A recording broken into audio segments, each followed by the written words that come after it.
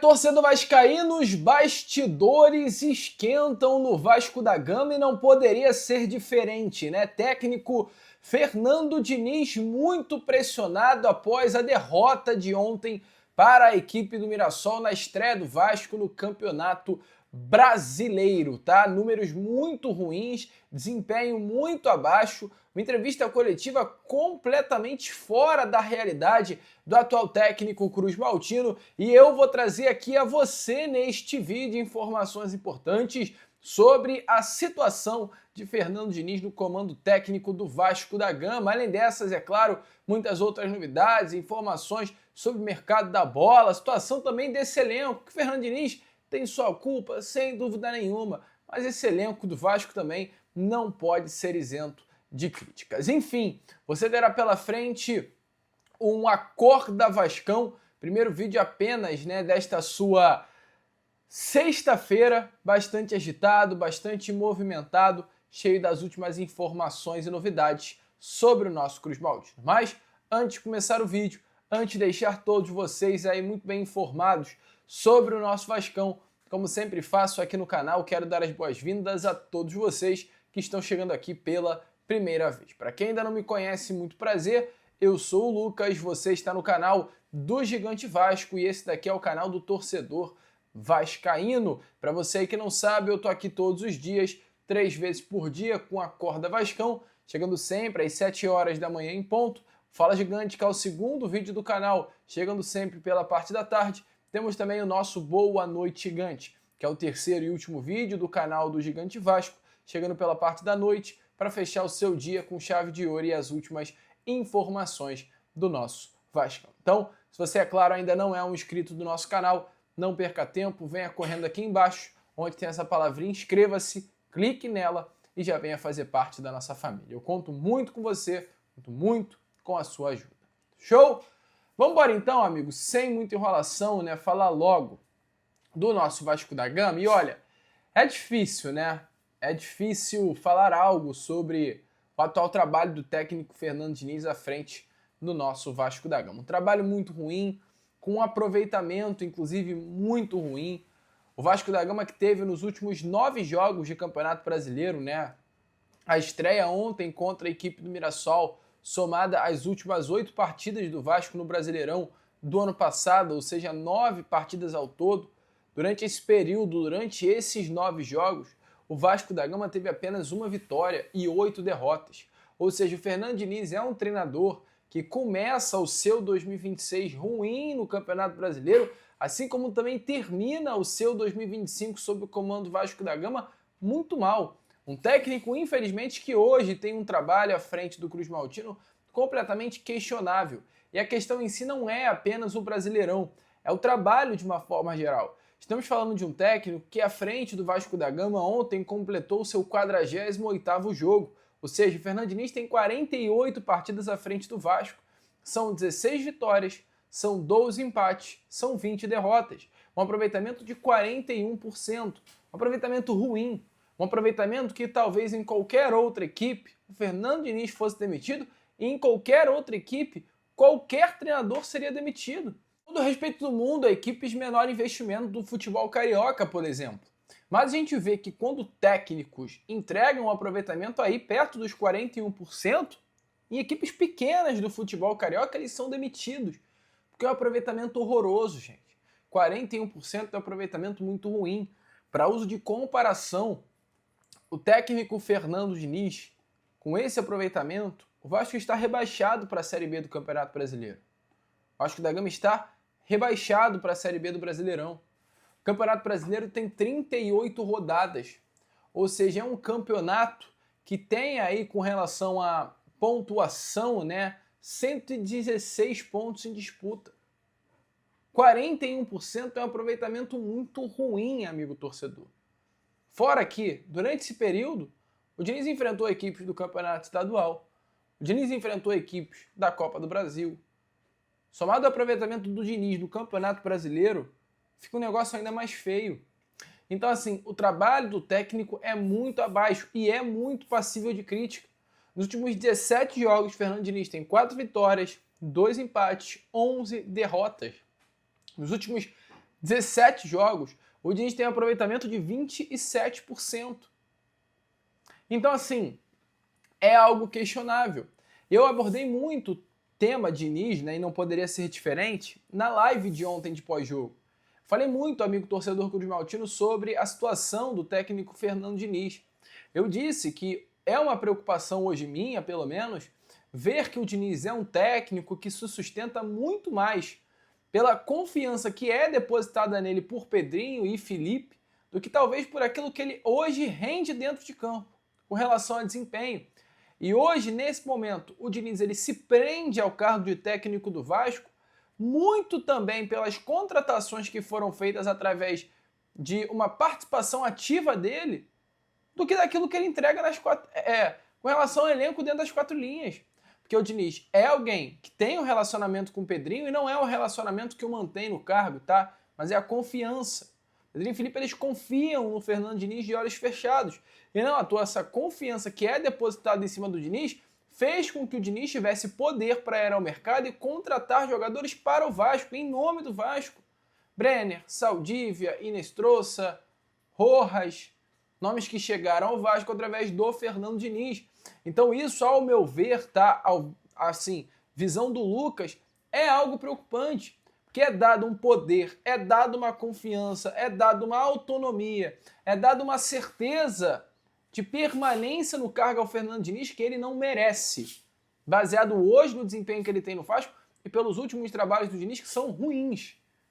A gente fala de um Diniz que faz um trabalho excelente no Fluminense em 2023. Amigo vascaíno, estamos em 2026, passaram-se 3 anos já, e o Diniz de lá para cá não apresentou nenhum outro trabalho minimamente bom.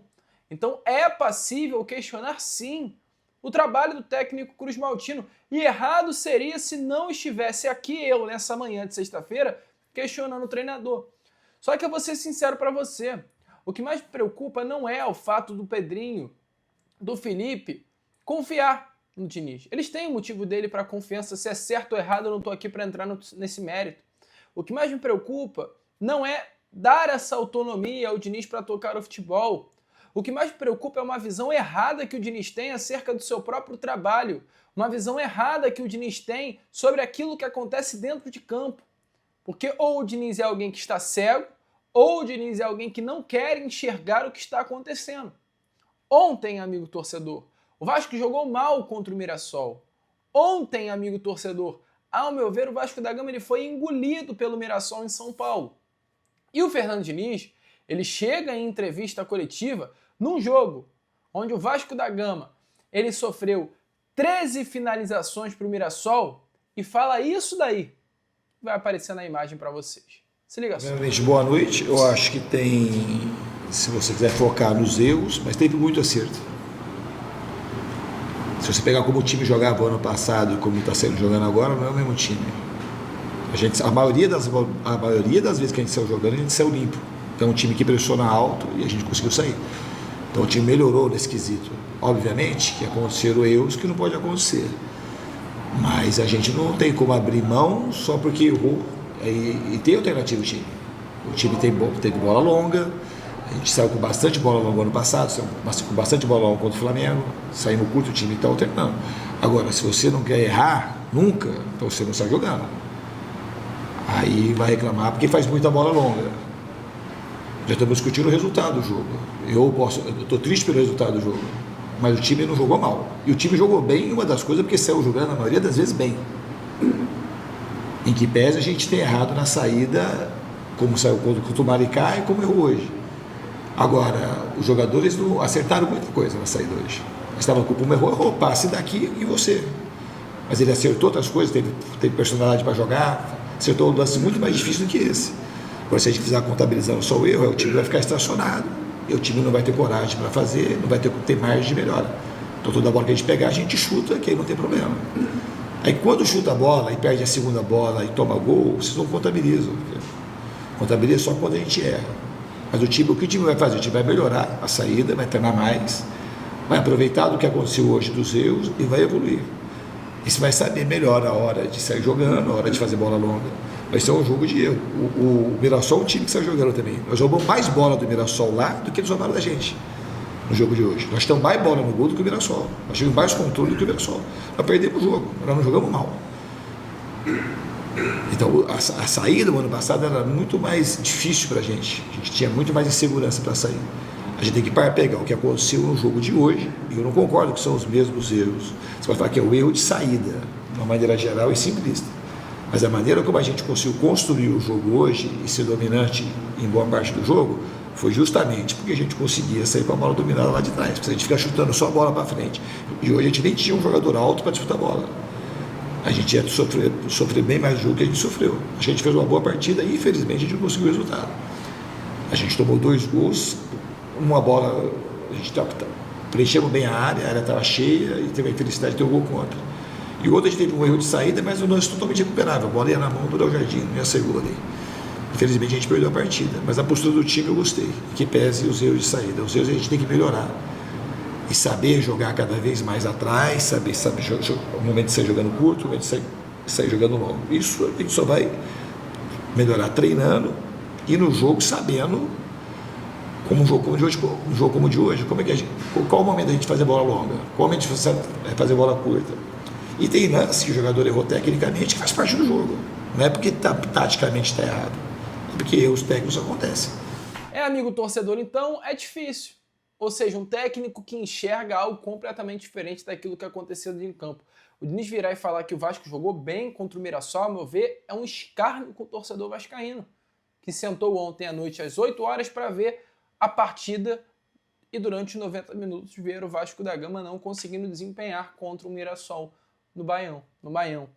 E além disso, o Diniz também fala sobre a situação que aconteceu ontem dentro de campo, né? É bom até para explicar, a forma do Diniz explicar a bronca que foi dada ali no elenco, né?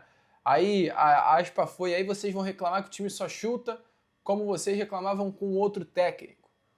Provavelmente se tratando de Fábio Carille, né? Que era um técnico que realmente não trabalhava muito o jogo, era mais essa bola longa. E o Diniz fala isso, essa imagem vaza, o áudio acaba vazando. O Diniz explicou esse contexto na entrevista coletiva e eu trago também as palavras do Diniz. A maneira de cobrar o jogador, eu sou duro, mas eu sou muito amoroso. Mas muito mais vocês imaginam. Muito mais. Então os jogadores suportam a cobrança e eles melhoram muito por conta da cobrança.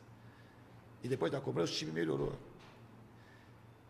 E eu tenho o jogador um respeito enorme. Tem um jeito de falar, assim, às vezes enérgico e acelerado, e eu sou espontâneo com os jogadores. E aí, às vezes, algumas pessoas gostam que o negócio fuja do controle para fazer um circo, que não existe um circo. Igual tentaram fazer com o Ryan contra o Corinthians. Que eu cobrei o Ryan de uma maneira mais enérgica, e foram lá na boca do garoto, e aí se deram mal, porque o Diniz é igual um pai para mim, e aí matou ali. Porque se ele dá vazão para alguma coisa, aí cria aquele circo que as pessoas gostam, de vai na maldade. Eu sou uma pessoa amorosa com o jogador, a minha vida é ajudar o jogador de futebol. Aquilo é uma forma de ajudar o jogador, não é uma forma de prejudicar ninguém. Eu tenho um respeito muito grande. O respeito é fazer o cara produzir aquilo que ele pode, para tirar, assim, às vezes, os medos que os jogadores têm. Não é uma coisa fácil, uma tarefa fácil. O fácil é ficar do lado de fora sem ajudar o jogador, ao contrário. Maltratando, falando mal, expor o jogador, falando mal o tempo todo, e depois, numa hora dessa, pegar jogar, fazer um jogo com interesse só de criar um clima desfavorável. Eu não tenho problema com isso. Eu sei quem eu sou, os jogadores sabem quem eu sou. O que eu faço é para o jogador produzir mais. Bom, Diniz, bom torcedor, então tá aí, essas foram as palavras do técnico Fernando Diniz. Tenso, cara, e só para pontuar, tá? O Diniz faz um trabalho ruim no Vasco, mas também tem alguns jogadores que é difícil defender. O caso do senhor Matheus França, que tá aqui. É o caso do senhor Lucas Piton, que tá aqui. O jogador ontem novamente faz uma partida horrível. Um lateral, um ponta direito improvisado na lateral esquerda do Sub-20, fez ontem a partida melhor que o Piton nos minutos que esteve em campo. Em todos os sentidos. Um jogador que em pouco mais aí de 20 minutos teve 4 duelos no chão ganhos. O Piton disputou os mesmos 4 e venceu apenas 2. O João Vitor ele disputa 4 e vence os 4. Disputa um duelo aéreo e vence. O Piton não ganha nenhum duelo aéreo. O João Vitor é um atleta que tem mais ações ofensivas do que o Piton. Então é um jogador que nesse momento está indefensável, o senhor Lucas Piton. E mais, 4 jogos na temporada, 3 erros defensivos que resultaram em gols de adversário. E essa insistência no Piton é um erro também do Fernando Diniz. Só que a questão é, infelizmente, não tem outro. Se tivesse outro, não teria necessidade de improvisar um ponta-direita na lateral esquerda. Então essa situação, inclusive, do Cuiabano, é algo que o Vasco precisa correr para contratar. O Vasco precisa correr para contratar o Cuiabano. É claro que o Vasco aguarda o Nottingham Forest, é um desejo, o Vasco está em cima, está buscando, quer contratar, mas precisa correr. Porque o Lucas Piton não entrega mais absolutamente nada ao Vasco. Está atrapalhando a lateral esquerda do nosso Cruz Maltino. Mas é isso. O Diniz tem seus erros, é um elenco limitado, é um elenco frágil, é uma derrota que dói para o torcedor vascaíno, o que foi visto ontem no Maião. Bom, eu, Lucas, agora vou ficando por aqui. Esse foi o nosso Acorda Vascão, primeiro vídeo dessa sexta. Já já eu estarei de volta aqui com aquele nosso Fala Gigante, trazendo ainda mais novidades e informações a todos vocês. Que vamos, curta, compartilhe, se inscreva. E como eu sempre falo aqui no canal, saudações vascaínas.